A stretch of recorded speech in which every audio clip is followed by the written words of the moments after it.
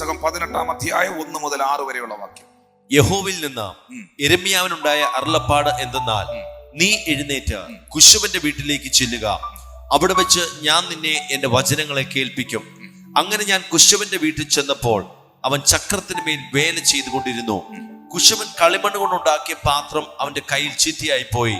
എന്നാൽ കുശവൻ അതിനെ തനിക്ക് തോന്നിയതുപോലെ മറ്റൊരു പാത്രമാക്കി തീർത്തു. അപ്പോൾ യഹോവയുടെ അരുളപ്പാട് എനിക്കുണ്ടായത് എന്തെന്നാൽ, ഇസ്രായേൽ ഗൃഹമേ, ഈ കുശവൻ ചെയ്തതുപോലെ എനിക്ക് നിങ്ങളോട് ചെയ്യുവാൻ കഴിയുകയില്ലയോ എന്ന് യഹോവയുടെ അരുളപ്പാട്. ഇസ്രായേൽ ഗൃഹമേ, കളിമണ്ണ് കുശവന്റെ കയ്യിൽ ഇരിക്കുന്നത് പോലെ നിങ്ങൾ എന്റെ കയ്യിൽ ഇരിക്കുന്നു. കളിമണ്ണ് കുശവന്റെ കയ്യിൽ, എല്ലാരും പറഞ്ഞു കളിമണ്ണ് കുശവന്റെ കയ്യിൽ ഇരിക്കുന്നത് പോലെ ഞാൻ കർത്താവിന്റെ കയ്യിൽ ഇരിക്കുന്നു. ഹല്ലേലൂയ. ഒന്നുകൂടെ പറഞ്ഞേ, കുശവന് എന്നെ എന്തും ചെയ്യാം, എന്നെ എങ്ങനെയാക്കാം. Thank you Jesus. വിശുദ്ധ തിരുവെഴുത്തുകളിൽ വേദപുസ്തകത്തിലെ 24-ാമത്തെ പുസ്തകമാണ് യിരെമ്യാവ് എന്ന പ്രവാചകന്റെ പുസ്തകം. 52 അധ്യായങ്ങളും 680 വാക്യങ്ങളും യിരെമ്യാവ് എന്ന ഈ പ്രവാചകന്റെ ഒറ്റ പുസ്തകത്തിലുണ്ട്.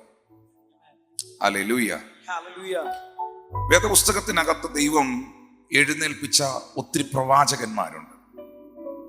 അതിൽ വലിയ പ്രവാചകന്മാരുണ്ട്, ചെറിയ പ്രവാചകന്മാരുണ്ട്. വേദപണ്ഡിതാക്കൾ അങ്ങനെ തന്നെ പറയുന്നു. യെശയ്യാവ് വലിയ പ്രവാചകന്മാരിൽ ഉള്ള പ്രവാചകനാണ്. ജെറമ്യാ വലിയ പ്രവാചകന്മാരിൽ ഉള്ള പ്രവാചകനാണ്.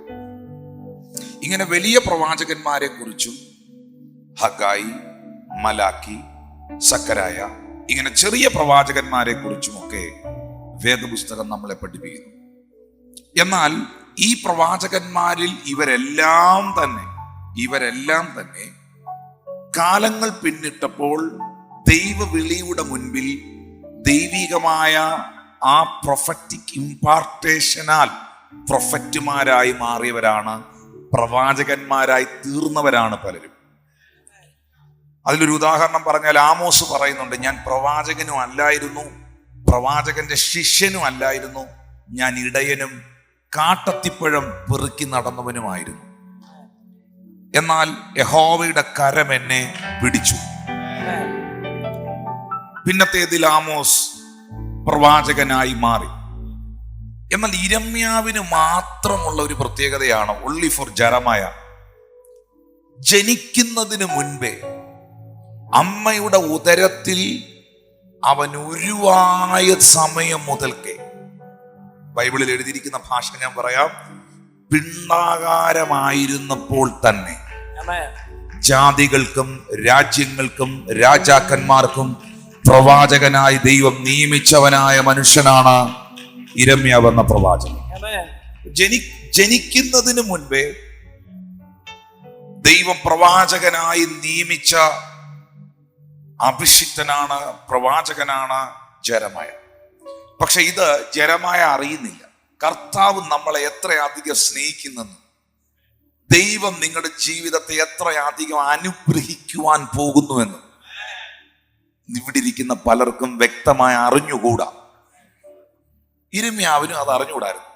അതുകൊണ്ട് പുള്ളി എന്നാ ദൈവം വിളിച്ചപ്പോ പറഞ്ഞേ, യിരെമ്യാവിന്റെ പുസ്തകം ഒന്നെടുത്തേ, 1-ാം അധ്യായത്തിന്റെ 4 മുതലുള്ള വാക്യങ്ങൾ നോക്കി. യഹോവയുടെ അരുളപ്പാട് എനിക്ക് ഉണ്ടായത് എന്തെന്നാൽ, നിന്നെ ഉദരത്തിൽ ഉരുവാക്കിയതിനു മുൻപേ ഞാൻ നിന്നെ അറിഞ്ഞു. നീ ഗർഭപാത്രത്തിൽ നിന്ന് പുറത്തു വന്നതിന് മുൻപേ ഞാൻ നിന്നെ വിശുദ്ധീകരിച്ചു. ജാതികൾക്ക് പ്രവാചകനായി ഞാൻ നിന്നെ നിയമിച്ചു. ഹല്ലേലൂയ. എന്നാൽ യിരെമ്യാവ് അവിടെ ദൈവത്തോട് പറയുകയാണ്, ദൈവം നിന്നെ അപ്പോയിന്റ് ചെയ്തു, നിന്നെ പ്രവാചകനായി ഞാൻ നിയമിച്ചു എന്ന് പറയുമ്പോൾ തന്നെ ജെറമ്യാ പറയുകയാണ്, അയ്യോ യഹോവയായ കർത്താവേ, എനിക്ക് സംസാരിക്കാൻ അറിഞ്ഞൂടാ, ഞാൻ ബാലനല്ലോ എന്ന് പറഞ്ഞു. ഹല്ലേലൂയ. അപ്പൊ ഉടനെ ദൈവം 7-ാം വാക്യത്തിൽ ജെറമ്യായോട് പറയുകയാണ്, നീ ബാലനാന്ന് പറയരുത്. ഹല്ലേലൂയ. ആമേൻ. ജെറമ്യായുടെ പ്രായം നോക്കുന്നു, സാഹചര്യം നോക്കുന്നു, അനുഭവങ്ങൾ നോക്കുന്നു, പരിചയ സമ്പത്ത് നോക്കുന്നു. ഇതുവരെ പ്രവചിച്ചിട്ടില്ല ആരോടും, ഇതുവരെ ശുശ്രൂഷയൊന്നും ചെയ്തിട്ടില്ല, പ്രായം വളരെ കുറവാണ്. ഈ സമയത്താണ് ദൈവം തമ്പുരാൻ ഭയങ്കര കാര്യം, വലിയ കാര്യമാണ് പുള്ളിയോട് പറഞ്ഞേ. എന്നാ പുള്ളിയോട് പറഞ്ഞേ? ഞാൻ നിന്നെ ജാതികൾക്ക് പ്രവാചകനായി നിയമിച്ചിരിക്കുന്നു, രാജ്യങ്ങൾക്കും രാജാക്കന്മാർക്കും മേളിൽ ഞാൻ നിന്നെ നിയമിച്ചിരിക്കുന്നു.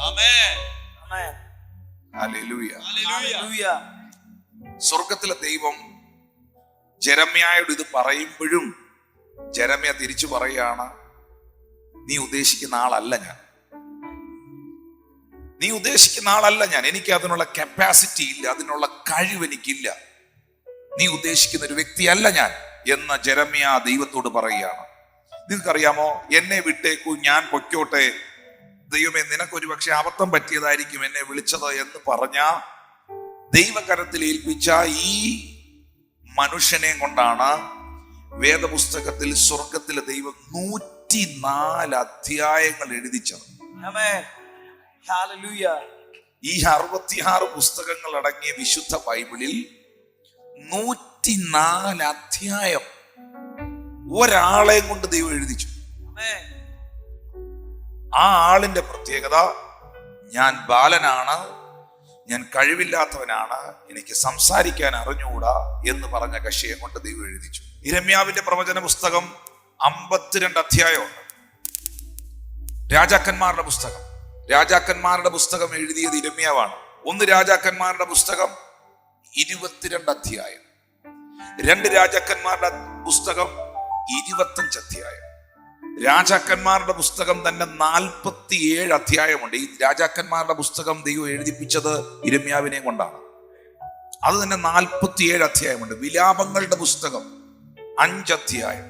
അങ്ങനെ ഞാൻ ബാലനല്ലോ എന്ന് പറഞ്ഞ, അയ്യോ കർത്താവേ എനിക്ക് സംസാരിക്കാൻ അറിഞ്ഞുകൂടാ എന്ന് പറഞ്ഞ ഈ മനുഷ്യനെ കൊണ്ട് 104 അധ്യായങ്ങൾ ഈ പുസ്തകത്തിൽ എഴുതിക്കാനും പ്രവചിപ്പിക്കാനും ദൈവത്തിന് കഴിഞ്ഞെങ്കിൽ ദൈവത്തിന് നിന്നെ ഉപയോഗിക്കാൻ കഴിയും. ജ്ഞാനികളെ ലജ്ജിപ്പിക്കുവാൻ ഭോഷത്വമായത് തിരഞ്ഞെടുത്ത ദൈവം, കർത്താവിന് പദ്ധതിയുള്ള ഒത്തിരി അനുഗ്രഹിക്കപ്പെട്ട മക്കളുമാര്, നാളുകൾ എന്താകുമെന്ന് ചിന്തിക്കുന്നവർ ഇതിനകത്തും. ഇവിടെ ഒരു എൻറ്റയർ ദ മെസ്സേജ് ആണ്, ഒരു എൻറ്റയർ ദ മെസ്സേജ്. ഹല്ലേലൂയ.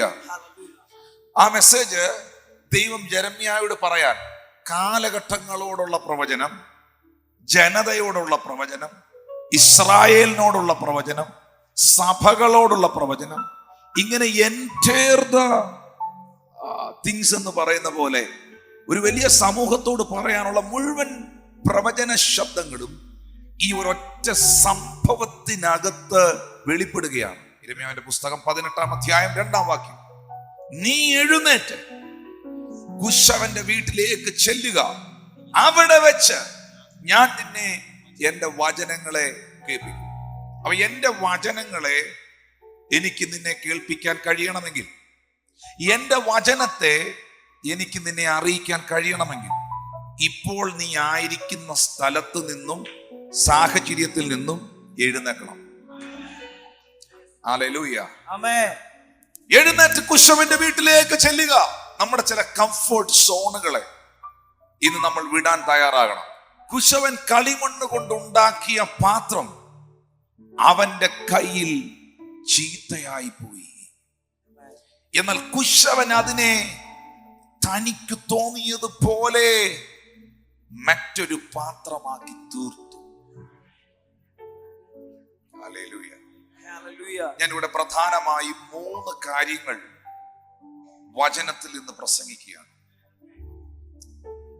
1, കുശവൻ കളിമണ്ണിനെ വഴിയിറമ്പിൽ നിന്നോ വയലിൽ നിന്നോ എടുത്തിട്ടുണ്ടെങ്കിൽ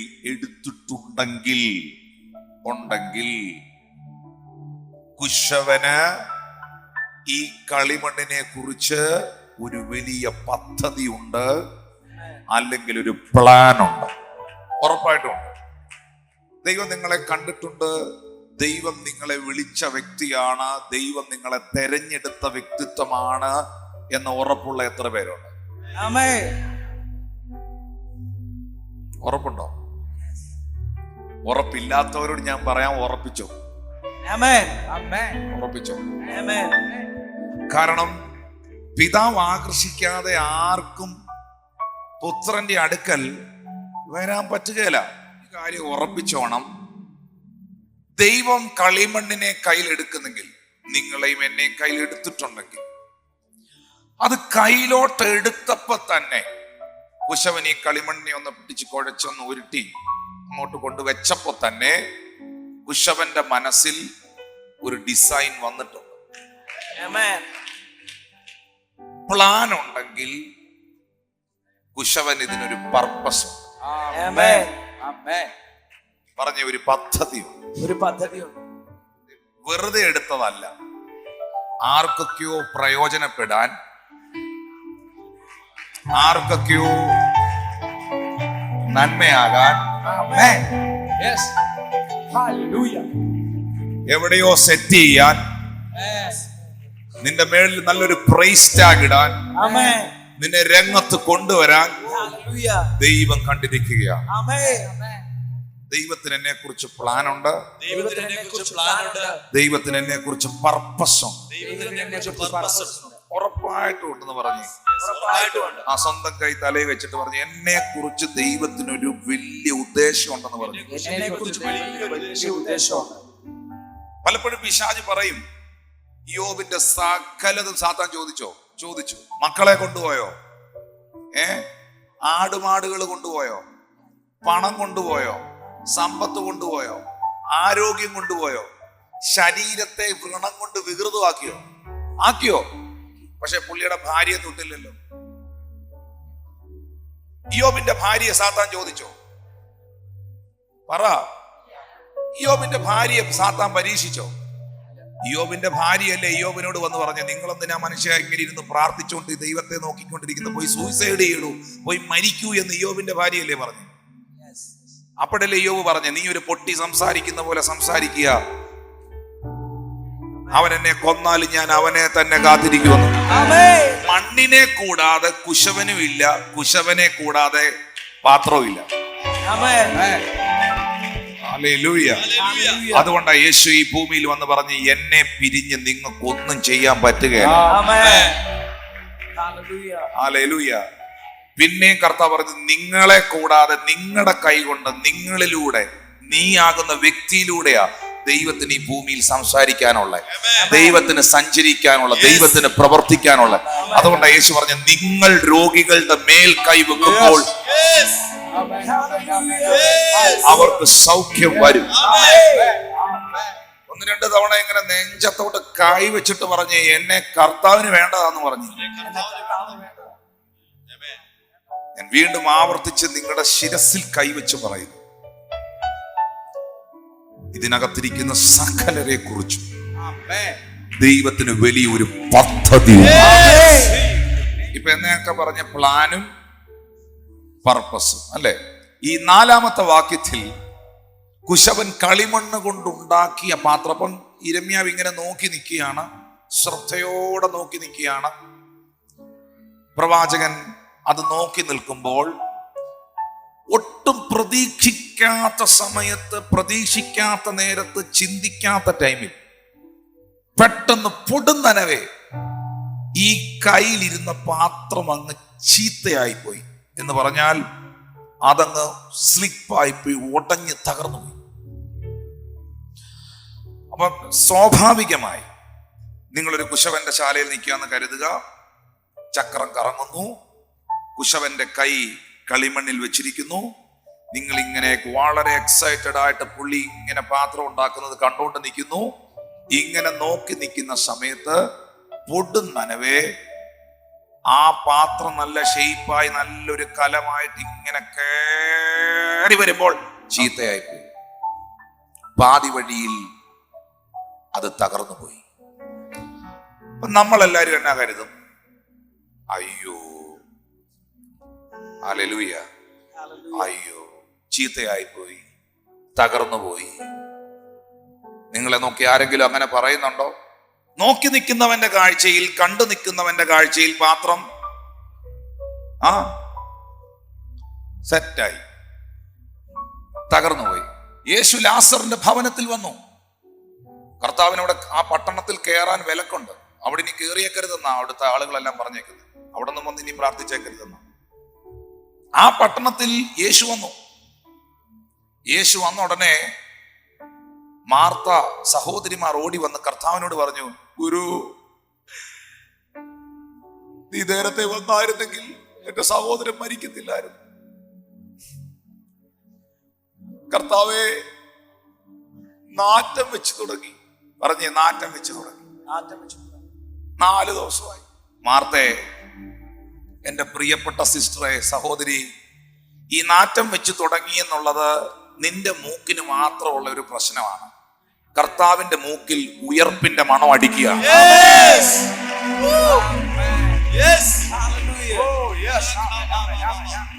ഞാൻ ദൈവത്തിന്റെ ആത്മാവിൽ വിളിച്ചു പറയുകയാണ്, നാറ്റം വെച്ച് തുടങ്ങി, എല്ലാം അവസാനിച്ചു എന്നുള്ളത് മാർത്തേ, നിന്റെ സാഹചര്യങ്ങൾ കൊണ്ട് നീ ചിന്തിച്ചു പോകുന്നതും നിന്റെ അനുഭവങ്ങൾ കൊണ്ട് നീ നോക്കിക്കാണുന്നതുമാണ്. പക്ഷെ നീ നോക്കിക്കാണാത്ത, നിനക്ക് പറയാൻ കഴിയാത്ത, നിനക്ക് ചിന്തിക്കാൻ കഴിയാത്ത മറ്റൊരു പ്രവൃത്തി ഇതിനകത്ത് മറഞ്ഞിരിപ്പുണ്ട് എന്ന് ഇന്ന് പകൽ നിനക്ക് തിരിച്ചറിയാൻ കഴിയുന്നു. അവിടെയാണ് നീ ജയിക്കുന്നത്. ഒന്ന് കരമടിച്ച് കർത്താവിനെ സ്തുതിച്ച്. ചീഞ്ഞ ശവത്തിന്റെ നാറ്റം മാർത്തയ്ക്കും മാത്രമുള്ള തോന്നലാണ്. ഹല്ലേലൂയ. പക്ഷെ യേശുവിനോടുള്ള ബന്ധത്തിൽ കർത്താവ് പറയുന്നു, അവനെ വെച്ച സ്ഥലം എവിടെ? കല്ലറ വാതിക്കൽ യേശു വന്ന് നിന്നിട്ട് ലാസറെ പുറത്തു വരിക എന്ന് പറഞ്ഞപ്പോൾ മരിച്ചവൻ ഉയർത്തെഴുന്നേറ്റ് കല്ലറയ്ക്കകത്തൂടെ നടന്ന്, അന്നത്തെ കാലത്തെ കല്ലറ വലിയ ഗുഹയാണ്, അതിനകത്തൂടെ നടന്ന് പുറത്തു വന്നെങ്കിൽ ആ ഫ്രണ്ടിൽ വെച്ച കല്ലും കൂടെ കർത്താവിനങ്ങ് പൊടിച്ചു കളഞ്ഞൂടായിരുന്നു. പുള്ളി ഇറങ്ങി വന്നപ്പം അവിടെ നിന്നവരോടാ പറയുന്നേ, ആ കാലിലെയും കയ്യിലെയും കെട്ട് അഴിക്കാൻ. മരിച്ചുപോയ ഒരാളിനെ, പാതാളത്തിൽ പോയ ആത്മാവിനെ വിളിച്ച് ശരീരത്തിൽ കൊണ്ടുവന്ന് ഉയർപ്പിച്ച് കൊണ്ടുവരാൻ ശക്തിയുള്ള കർത്താവിന് ഇവരോട് പറയേണ്ട വല്ല കാര്യം ഉണ്ടായിരുന്നോ ഈ കല്ലുരുട്ടി മാറ്റാൻ? അതും കൂടെ ഇങ്ങനെ വിരൽ കൊണ്ട് ഇങ്ങനെ കാണിച്ചെന്ന് ഉരുട്ടി മാറ്റിക്കൂടായിരുന്നു? ആ ഉയർപ്പിച്ചപ്പോ തന്നെ ആ ശക്തി അങ്ങോട്ട് വെളിപ്പെട്ടിട്ട് അവനെ കെട്ടിയ കെട്ടെല്ലാം നൂല് പൊട്ടുന്നത് പോലെ പൊട്ടി ആളിനെ കൊണ്ടുവന്നുകൂടായിരുന്നു? കർത്താവിനൊരു പ്രത്യേകതയുണ്ട്, ഉരുട്ടി വെച്ചവനെ കൊണ്ട് തന്നെ തിരിച്ചുരുട്ടിക്കും. കെട്ടിയവനെ കൊണ്ട് തന്നെ കെട്ടഴിപ്പിക്കും. വിശ്വസിക്കുന്നവർ ഉരുട്ടി വെച്ചവനെ കൊണ്ട് തന്നെ തിരിച്ചുരുട്ടിക്കും. ഇതൊരു പ്രൊഫറ്റിക് വേർഡായിട്ട് റിലീസ് ചെയ്യും. നിന്റെ ജീവിതത്തിന്റെ മുമ്പിൽ ശത്രു ഏതൊക്കെ കല്ലാണോ ഉരുട്ടി വെച്ചത്, ഉരുട്ടി വെച്ചവൻ തിരിച്ചുരുട്ടേണ്ടി വരും.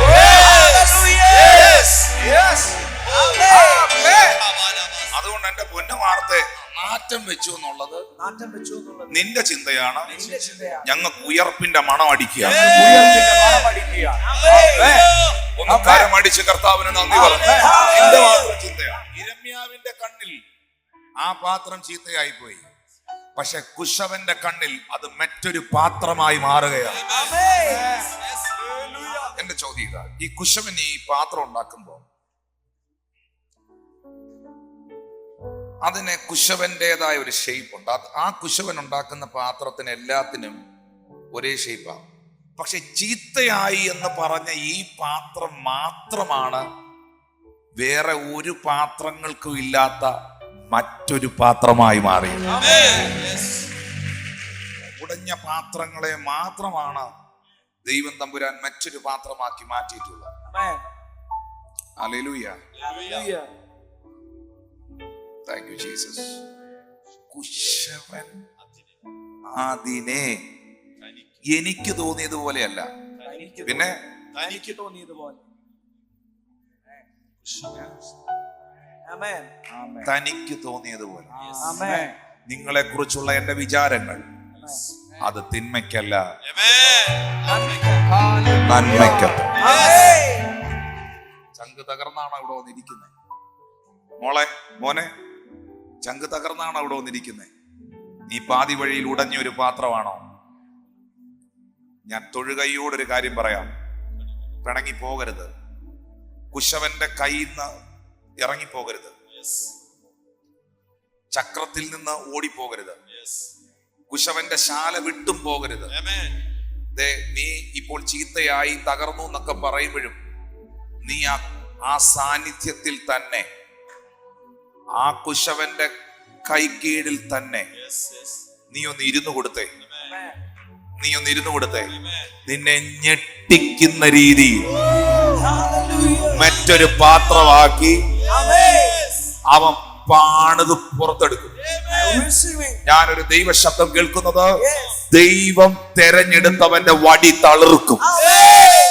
സന്നിധി വിട്ടു പോകരുത്. വിസ കിട്ടി കാണുകയില്ല, ജോലി കിട്ടി കാണുകയില്ല, കടം മാറി കാണുകയില്ല, രോഗം വന്ന് കാണാം, പിള്ളേരുടെ കല്യാണം നടക്കുന്നില്ലായിരിക്കാം. ദൈവ സന്നിധി വിട്ടു പോകരുത്.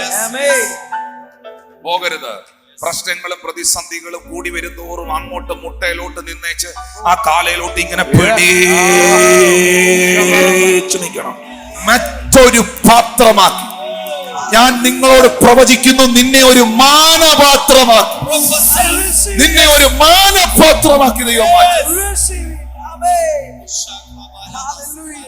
പെട്ടകത്തിൽ കൊണ്ടുവച്ച വടിയെ, ആ വടി തളിർക്കാനും പൂക്കാനും ബദാം കായ്ക്കാനും ഈ ഭൂമിയിലുള്ള എന്തെങ്കിലും കാര്യങ്ങൾ അഹരോൻ കൊണ്ടുവച്ച, ദൈവം തെരഞ്ഞെടുത്തവൻ കൊണ്ടുവച്ച വടി തളിർക്കാനോ പൂക്കാനോ കായ്ക്കാനോ ഈ ഭൂമിയിലുള്ള എന്തെങ്കിലും സപ്പോർട്ട് ആ വടിക്കുണ്ടായിരുന്നോ? ഇല്ല. ദൈവം തെരഞ്ഞെടുത്തവന്റെ വടിക്ക് ഒരു സപ്പോർട്ടും. ഞാൻ അവരോട് സ്നേഹത്തോടെ പറയാം, മക്കളെ, കർത്താവിന്റെ പാദപീഠം വിട്ടു പോകല്ലേ. മോളെ, എന്തൊക്കെ ചലഞ്ചുകൾ ഉണ്ടെങ്കിലും കുശവന്റെ കയ്യിലങ്ങ് കൊടുത്താ മതി. നിന്നെ മറ്റൊരു പാത്രമാക്കി അവൻ പണിതിരിക്കും.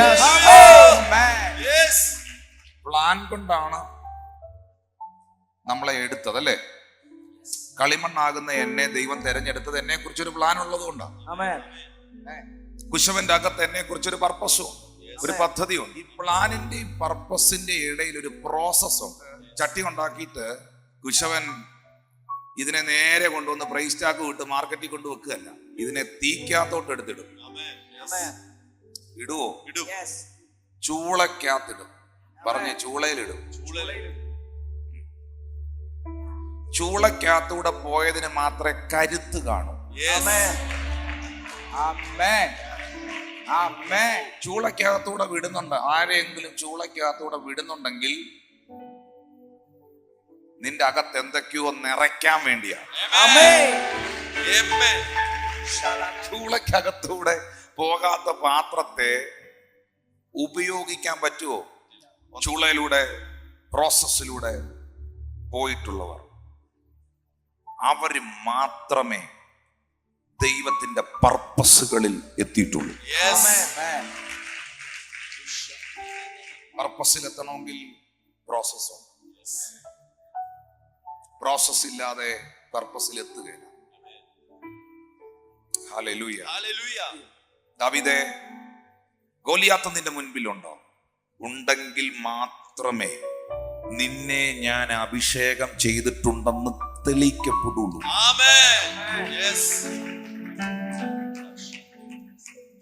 ദാനിയേലേ, സിംഹത്തിന്റെ കുഴി നിന്റെ മുൻപിലുണ്ടോ?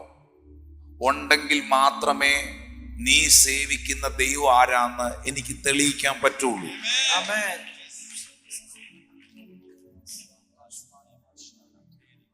മോശെ, പിറുപിറുക്കുന്ന ഒരു ഇസ്രായേൽ ജനവും വെല്ലുവിളിക്കുന്ന ഒരു ഫറവോയും നിന്റെ പുറകിലുണ്ടോ? ഉണ്ടെങ്കിൽ മാത്രമേ എനിക്ക് ചെങ്കടൽ രണ്ടാക്കാൻ കഴിയുകയുള്ളൂ.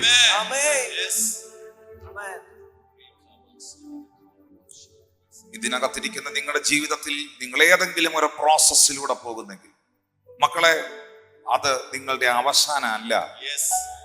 മക്കളെ, അത് നിങ്ങളുടെ പർപ്പസിലേക്കുള്ള വഴിയാണ്. Amen. യേശു കർത്താവ് പറഞ്ഞൊരു വാക്യമുണ്ട്, അധികം ഫലം കായ്ക്കേണ്ടതിന് അധികം ചെത്തി വെടിപ്പാക്കും. റോസ പൂത്തിട്ടുണ്ടോ? ഉണ്ടോ? ആ, കുറച്ചു നാൾ കഴിഞ്ഞ പൂ പൊഴിഞ്ഞു പോയില്ലേ? അപ്പൊ നിങ്ങൾ എന്നാ ചെയ്തു? ബ്ലേഡ് കൊണ്ടോ കത്രിക കൊണ്ടോ അത് വെട്ടിയോ? എന്നാത്തിനാ വെട്ടിയേ? അധികം പൂക്കാനാണോ വെട്ടിയേ? പൂക്കാനല്ലേ വെട്ടിയേ? പൂത്തിരിക്കും. Amen. Hallelujah. നമ്മുടെ ജീവിതത്തിലൊക്കെ കുശവന് നമ്മളെ മറ്റൊരു പാത്രമാക്കാൻ പദ്ധതി ഉണ്ടെന്നേ. നിങ്ങളെ മറ്റൊരു പാത്രമാക്കാൻ ദൈവത്തിന് പദ്ധതി ഉണ്ടെന്നേ. ഈ പ്രോസസ്സിൽ പാത്രത്തെ കുശവൻ കടത്തിവിടുമ്പോൾ ഈ പ്രോസസ്സ് കഴിഞ്ഞ് ഈ പാത്രത്തെ പുറത്തെടുത്ത് കുശവൻ നോക്കുന്ന ഒരു നോട്ടമുണ്ട്. ഒന്ന് മുട്ടി നോക്കും. ഇതിന്റെ ടോൺ കേട്ട് കഴിയുമ്പോഴാണ് ഇവൻ നന്നായിട്ട് പ്രോസസ്സിലൂടെ പോയിട്ടുണ്ട് എന്ന് മനസ്സിലായി കഴിയുമ്പോൾ ഇവന്റെ മേളിൽ ഒരു പ്രൈസ് ടാഗ് വീഴും. കർത്താവ് ചോദിക്കുന്നു, ഇസ്രായേൽ ഗ്രഹമേ, ദൈവജനമേ, സഹോദരി സഹോദരന്മാരെ, കുശവൻ ഈ കളിമണ്ണിനോട് ചെയ്തതുപോലെ എനിക്ക് നിങ്ങളുടെ കൂടെയും ചെയ്തുകൂടായോ? എനിക്ക് നിങ്ങളോടും ഇത് ചെയ്തുകൂടായോ? എനിക്കൊന്ന് ഉടയ്ക്കണമെന്ന് തോന്നിയാൽ ഒന്ന് ഉടയാൻ ഏൽപ്പിച്ച് തരുമോ? എനിക്കൊന്ന് പണിയണമെന്ന് തോന്നിയാൽ എൻ്റെ കയ്യിലോട്ടൊന്ന് കയറി ഇരിക്കുവോ? എൻ്റെ സാന്നിധ്യത്തിൽ നീ നിൽക്കുവോ? നിന്നാൽ അനേകർക്ക് പ്രയോജനമുള്ള ഒരു നല്ല പാത്രമാക്കി കർത്താവ് നിങ്ങളെ മാറ്റും. കർത്താവ് നിങ്ങളെ മാറ്റും. ഞാൻ എൻ്റെ മെസ്സേജ് അവസാനിപ്പിക്കുന്നതിന് മുമ്പ് ഈ സുവിശേഷം വചനം ശ്രദ്ധിക്കുന്ന പ്രിയപ്പെട്ടവരോട് പറയട്ടെ, ഒരിക്കൽ ഇതേ കുശവൻ ഏദൻ തോട്ടത്തിൽ മണ്ണെടുത്ത് കുഴച്ചു. അവൻ പാത്രത്തെ മെനഞ്ഞു. ആ പാത്രത്തിന്റെ പേര് മനുഷ്യൻ എന്നായിരുന്നു. എന്നാൽ കുശവൻ അന്ന് ഏദനിൽ മണ്ണ് കൊണ്ട് മെനഞ്ഞ ഈ പാത്രം പോലെ തന്നെ പാതി വഴിയിൽ ചീത്തയായി പോയി. പാതി വഴിയിൽ കുശവന്റെ സ്വപ്നങ്ങൾക്കൊത്തവണ്ണം കേറി വരാതെ അവൻ തകർന്നുപോയി. എന്നാൽ തകർന്നു പോയ ആ മൺപാത്രത്തെ വീണ്ടും പണിയാൻ ദൈവം തന്റെ പുത്രനെ വിണ്ണിൽ നിന്ന് ഈ താഴ്ഭൂമിയിലേക്ക് അയച്ചു. തകർന്നു പോയ ആ പാത്രങ്ങളെ പണിയാൻ ദൈവം തന്റെ പുത്രനെ വിണ്ണിൽ നിന്ന് ഈ ഭൂമിയിലേക്ക് അയച്ചു. അതൊത്തിരി തകർന്ന പാത്രങ്ങളെ പണിതു. മഗ്ദലക്കാരത്തി മറിയയുടെ ജീവിതത്തെ പണിതെടുത്തു. സക്കായിയെ പണിതെടുത്തു. ആമേൻ ആമേൻ. ചുങ്കക്കാരെയും മുക്കുവന്മാരെയും സുവിശേഷകരാക്കി തകർന്ന ജീവിതങ്ങളെ മുഴുവൻ അവൻ പണിതെടുത്തു. ആ കരം ഈ ഓഡിറ്റോറിയത്തിനകത്തും ചലിച്ചുകൊണ്ടിരിക്കുകയാണ്. വിശ്വസിക്കുന്നവർ ഒന്ന് കരമടിച്ച് സ്വീകരിക്കാൻ തുടങ്ങി. യേശുവേ, വിളിച്ച യേശുവേ, നല്ല കുശവനെ, എന്നെ ഒന്ന് പണിതുയർത്തണമേ. എന്നെ ഒന്ന് പണിതുയർത്തണമേ. നല്ല കുശവനെ, എന്നെ ഒന്ന് പണിതുയർത്തണമേ. എന്നെ ഒന്ന് പണിതുയർത്തണമേ. എന്തുകൊണ്ടാണ് തകർന്ന പാത്രങ്ങളെ പണിയാൻ ദൈവം ഈ ഭൂമിയിൽ നിന്ന് പിന്നൊരു മൺപാത്രത്തെ എടുക്കാഞ്ഞത്? ദൈവത്തിന് മനസ്സിലായി, ഈ തകർന്ന മൺപാത്രത്തെ പണിയാൻ ഇനി മണ്ണ് കൊണ്ടുള്ള പാത്രങ്ങൾക്ക് കഴിയില്ല. അതുകൊണ്ടാണ് ദൂതൻ മറിയുടെ അരികിൽ വന്ന് പറഞ്ഞത്, സകല മനുഷ്യർക്കും ഉണ്ടാകാൻ പോകുന്ന മഹാസന്തോഷം ഞാൻ നിന്നെ അറിയിക്കുന്നു. മഹാസന്തോഷം. ഒരു മഹാസന്തോഷത്തിന് വഴിയുണ്ട്. ഒരു മഹാസന്തോഷത്തിന് വഴിയുണ്ട്. അതൊരു മതമല്ല, അതൊരു വ്യക്തിയല്ല, ഒരു പാസ്റ്റർ അല്ല, അതൊരു ഉപദേശിയല്ല, അതൊരു അപ്പോസ്തലനോ പ്രവാചകനോ അല്ല. അത് നമുക്ക് വേണ്ടി ജീവനെ തന്ന യേശുവാണ്.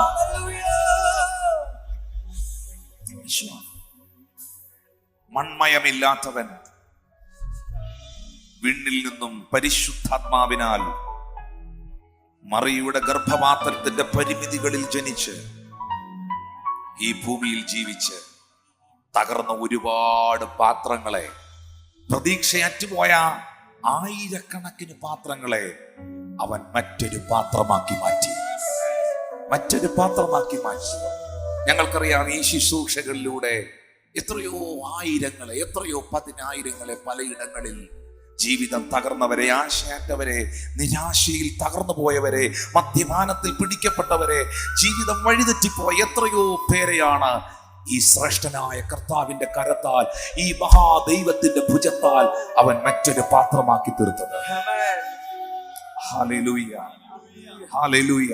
കർത്താവേ, എന്നെ ഒന്ന് തൊടണേ. കുശവനെ, നിന്റെ കരം എന്നെ ഒന്ന് തൊടണേ. നിങ്ങൾ പ്രത്യാശിക്കുന്ന ശുഭഭാവി വരുവാൻ ഞാൻ നിങ്ങളെ കുറിച്ച് നിരൂപിക്കുന്ന നിരൂപണങ്ങൾ അത് തിന്മയ്ക്കല്ല, അത് നന്മയ്ക്കത്രേ. ഉടഞ്ഞുപോയ പാത്രമേ, പാതി വഴിയിൽ ചീത്തയായ പാത്രമേ, കുശവൻ നിന്നെ വീണ്ടും മറ്റൊരു പാത്രമാക്കുകയാണ്. ആരുടെ കയ്യിലാണ് നിങ്ങൾ ഇരിക്കുന്നത്? ഈ നല്ല കുശവന്റെ കയ്യിലാണോ ഇരിക്കുന്നത്? ഉറപ്പുണ്ടോ? ഉറപ്പുണ്ടോ? പെരുവെള്ളം കവിഞ്ഞു വരുമ്പോൾ അത് നിന്റെ മീതെ കവിയുകയില്ല. തീയിൽ കൂടെ നടന്നാൽ നിന്റെ കാല് വെന്തു പോകില്ല. അഗ്നിജ്വാലകൾക്ക് നിന്നെ ദഹിപ്പിക്കാൻ കഴിയുകയില്ല. ഒറ്റ കാരണമേ ഉള്ളൂ, ഞാൻ നിന്നെ എന്റെ ഉള്ളം കരങ്ങളിൽ, ഉള്ളം കരങ്ങളിൽ, ഉള്ളം കരങ്ങളിൽ, ഉള്ളം കരങ്ങളിൽ, ഇതിനകത്തിരിക്കുന്ന പ്രിയപ്പെട്ടവരെ, നിന്നെ ഉള്ളം കരങ്ങളിൽ കർത്താവ് വഹിക്കുകയാണ്. യഹോവയുടെ വലംകരം ഉയർന്നിരിക്കുന്നു, അവന്റെ കരം വീര്യം പ്രവർത്തിക്കുന്നു. ഓ ഹല്ലേലൂയ. ആ കൈ ഒന്ന് വിശ്വസിക്കാൻ പറ്റിയേ? ആ കൈ ഒന്ന് വിശ്വസിക്കാൻ പറ്റിയേ? ചതിക്കില്ല, കൈവിടില്ല, കൈവിടില്ല. ലോകം മുഴുവൻ നിന്നെ വിട്ടിട്ട് പോയാലും കർത്താവ് നിന്നെ വിടുകയില്ല.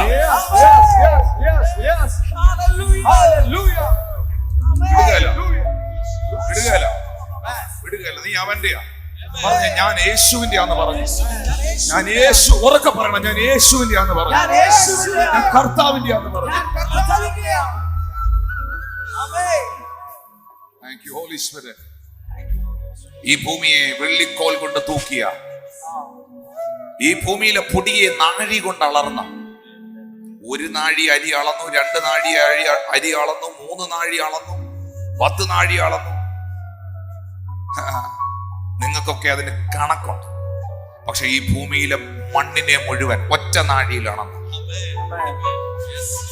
ഈ ഭൂമിയെ വെള്ളിക്കോൽ കൊണ്ട് തൂക്കിയ, പർവ്വതങ്ങളെ വെള്ളിക്കോൽ കൊണ്ട്, പർവ്വതങ്ങളെ, അത്ര ബലമുള്ള കൈയാ നിന്നെ പിടിച്ചേക്കുന്നത്.